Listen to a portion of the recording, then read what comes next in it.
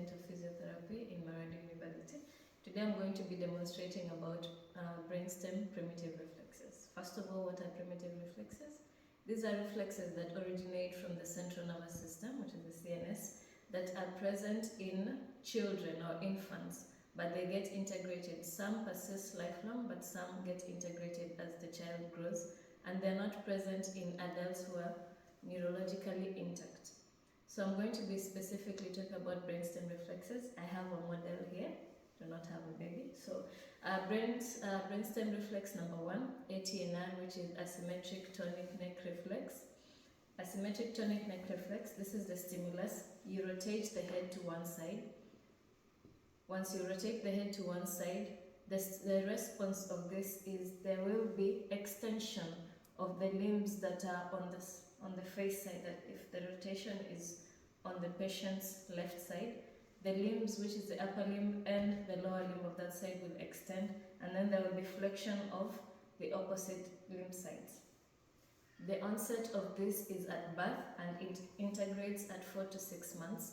The purpose of this reflex is it helps the child know how to do rolling. Next is symmetric tonic reflex, STNR.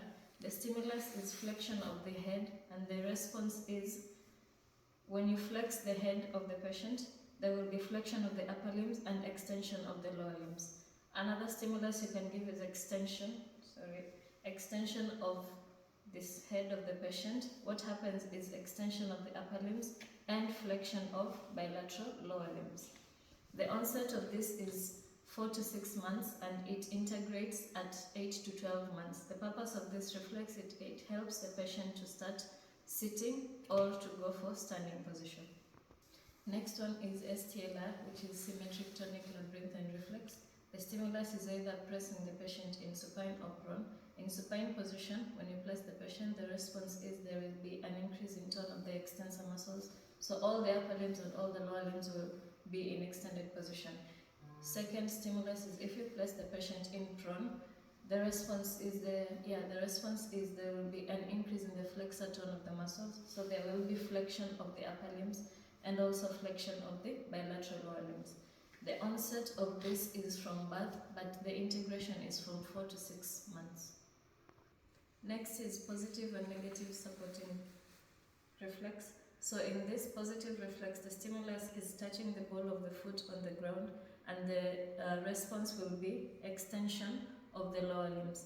Negative reflex is negative supporting reflex. If you get the feet off the ground, the child goes for bilateral flexion of the lower limbs. This reflex onset is from birth and the integration is at 6 months. The importance of this supporting reflex is teaching the patient how to walk. So we have a summary of all those 5 reflexes: STNR, ATNR, SCLR, and supporting reflex, both positive and negative. Thank you.